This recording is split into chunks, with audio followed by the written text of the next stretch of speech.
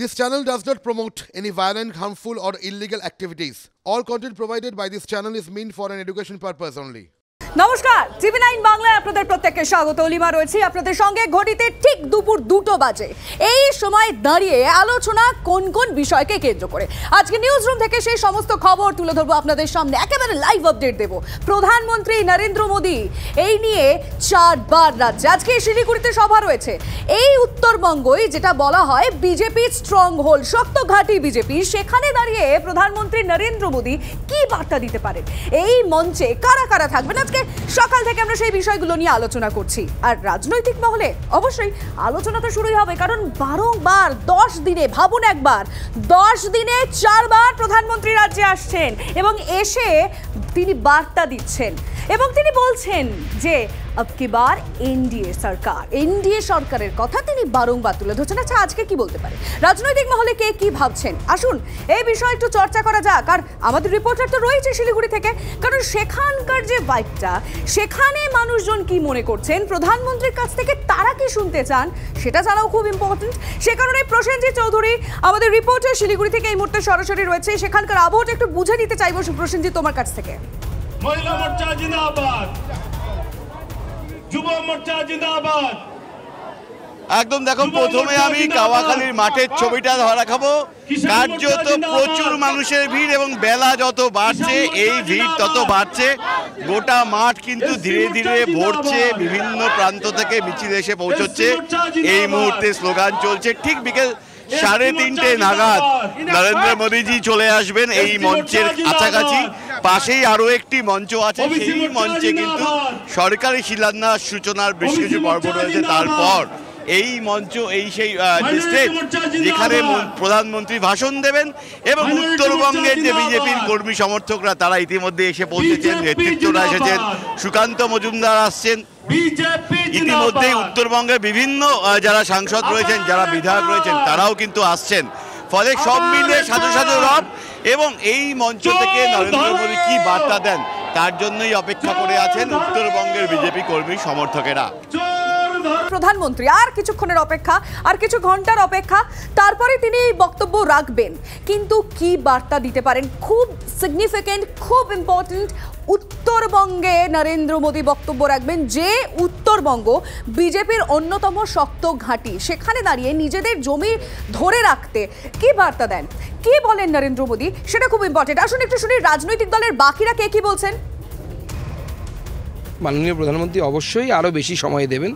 মাননীয় প্রধানমন্ত্রী সর্বতোভাবে চেষ্টা করছেন যে বাংলার যে টার্গেট, সেই টার্গেট আমাদের সাথে মিলিয়ে, কাঁধে কাঁধ মিলিয়ে মাননীয় মোদীজির নেতৃত্বে আমরা সেই টার্গেটকে স্পর্শ করব। মাননীয় প্রধানমন্ত্রীকে তার জন্য অক্লান্ত পরিশ্রম করছেন উনি।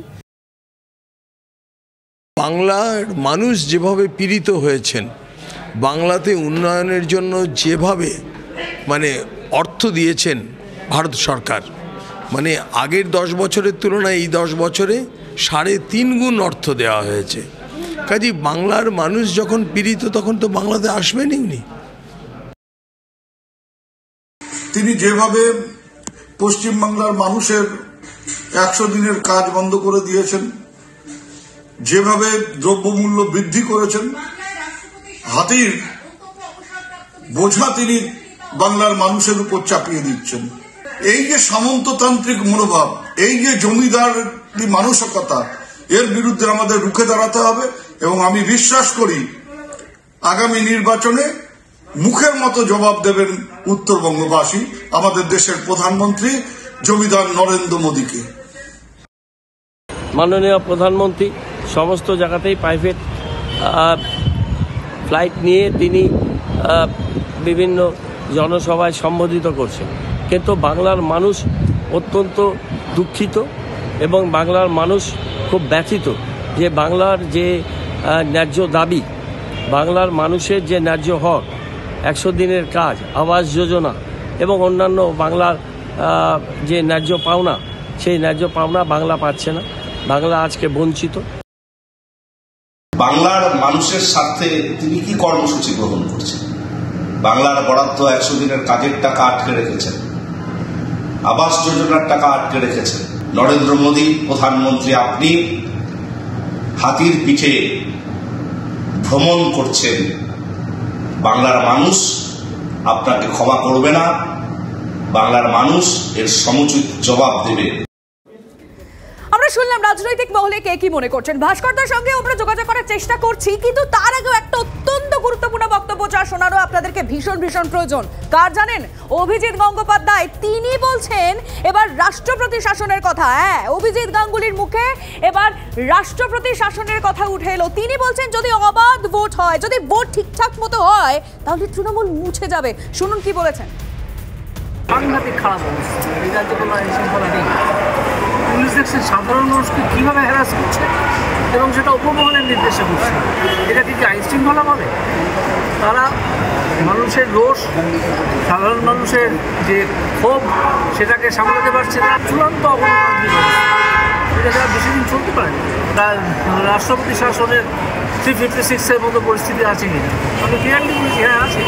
356 করা দরকার। রাজ্যের মুখ্যমন্ত্রী রাজ্য চালাতে সম্পূর্ণভাবে ব্যর্থ। গোল্লা পাবে আমার হাতে, গোল্লা বিগ জিরো। 24-এ নির্বাচনে কত সিট পেতে পারে বিজেপি? রিগিংটাকে যদি আটকানো যায় তাহলে অসম্ভব ভালো রেজাল্ট। তৃণমূল এমনকি মুছেও যেতে পারে। অভিজিৎ গাঙ্গুলির এই বক্তব্যের পর আমরা অরূপ চক্রবর্তীর সঙ্গে কথা বলি। তার কি রিঅ্যাকশন দেখুন। 2021-এ 843 কোম্পানি কেন্দ্রীয় বাহিনী এনে ভোটে কার্যত গালে থাপ্পড় খেয়েছে। এবার 920 এনেও বুঝতে পেরেছে ওরা মানুষের ভোটে জিতবে না, কারণ কেন্দ্রীয় বাহিনী তো ভোট দেবে না। তাই জন্য আগে থেকেই ক্যাপচার করতে হবে, অর্থাৎ কেন্দ্রীয় বাহিনী ভোট দিতে পারছে না, কিন্তু রাষ্ট্রপতি শাসন করলে তাহলে বিজেপির ক্যাডাররাই গিয়ে ভোটটা দিতে পারবে। এই জিনিস, এই রাজনীতি বাংলার বুকে চলবে না। এই অভিজিৎ গাঙ্গুলি একটা দালাল, রেজিস্টার্ড দালাল। বাংলার মানুষ দেখেছে কিভাবে বিচারপতি আসনে বসে বিচার ব্যবস্থাকে কলুষিত করেছে। আমাদের কাছে এই মুহূর্তে আরো একটা খবর আসছে, সেটা হচ্ছে আজকের মঞ্চে জন বার্লাকে দেখতে পাওয়া যাবে। নিশ্চয়ই আপনাদের মনে আছে যে জন বার্লাকে নিয়ে কিন্তু বেশ সমস্যা তৈরি হয়েছিল, দলের অন্দরে একটা জটিলতা তৈরি হয়েছিল। সেই জন বার্লাকে নিয়ে ফাইনালি নাকি সমস্যা মিটেছে। সুকান্ত মজুমদার নিজেই বলছেন যে আপাতত সমস্যা মিটে গিয়েছে, তাই জন বার্লা তিনি এবার কিন্তু থাকতে চলেছেন। মানে আজকে প্রধানমন্ত্রী নরেন্দ্র মোদী তিনি যে মঞ্চে বক্তব্য রাখবেন সেই মঞ্চে থাকতে চলেছেন জন বার্লা। সমাধান হয়ে গেছে, চিন্তার কিচ্ছু নেই। মাননীয় সর্বভারতীয় সভাপতিও জন বার্লাকে আমাদের মাননীয় মন্ত্রী তাকে ডেকেছেন, তিনি যাবেন দেখা করতে। আমার সাথেও কথা হয়েছে, আজকে মঞ্চে থাকবেন জনদা। বিরোধ মিটলো, এক মঞ্চে দেখা যাবে ছবি। দেখুন বিরোধ কথা, বিরোধ তো কিছু নেই, এক মঞ্চে দেখা যাবে। সেটা তো একটু লিস্টগুলো তো পিএমও থেকে আসে, সেটা তো আমাদের হাতে নেই। ঠিক আছে, সব কিছু ঠিকঠাক, এভরিথিং ইজ ওকে।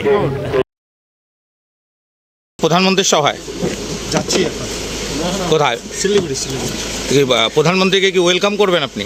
হ্যাঁ, আরে ওইখানে প্রোগ্রাম আছে, সরকারি প্রোগ্রাম আছে, আমি যাচ্ছি। মনোজের বিরুদ্ধে যে সমস্ত অভিযোগগুলো আপনি তুলেছেন, মোদির সামনে কি তুলে ধরবেন সুযোগ হলে? সুযোগ পাইলে কথাটা তুলবো। আর বলছি, একটা শোনা যাচ্ছে যে তৃণমূলের নেতারা আপনার সঙ্গে যোগাযোগ করছেন বিভিন্ন মাধ্যম থেকে। কোনো এরকম কোনো কথা ওঠা, মোদি আমার মা বাবা সব কিছু মোদি। উনি আমাকে এই জায়গাটা পৌঁছালেন, আমার আশীর্বাদে এই জায়গাটা পৌঁছাইছি, আমি আছি। মোদির কথা শোনার জন্য যখন মুখিয়ে রয়েছে বিজেপি কর্মী সমর্থকরা, সামনে ইলেকশন রয়েছে, এরকম একটা হাই ভোল্টেজ টাইমের মধ্যে দিয়ে প্রত্যেকে যাচ্ছে, গোটা দেশ যাচ্ছে, ঠিক সেরকম একটা সময় দাঁড়িয়ে ঝাড়গ্রামের বিজেপি সাংসদ কুনাল হেমব্রম তিনি দল ছাড়লেন।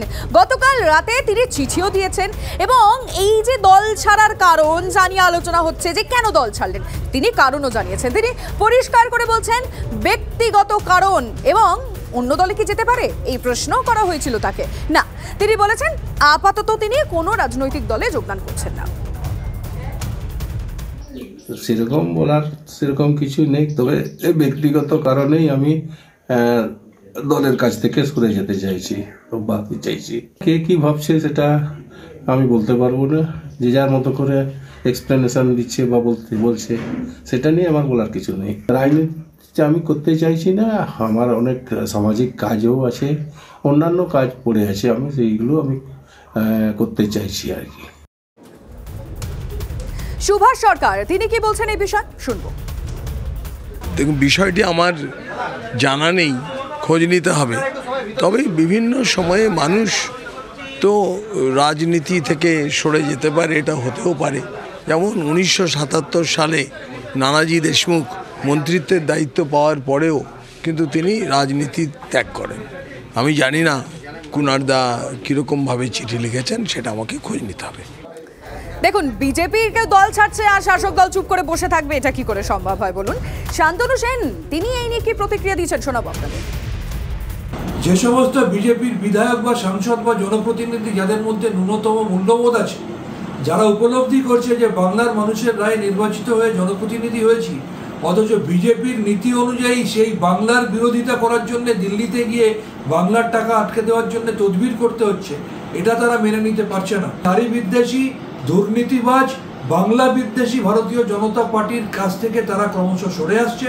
অন্যদিকে যারা বাংলার উন্নয়ন করতে চায় তারা মমতা ব্যানার্জি ছাতার তলায় আসছে। এটা একটা ট্রেলার, আগামী দিনে বাকি সিনেমা অনেক বড় আছে।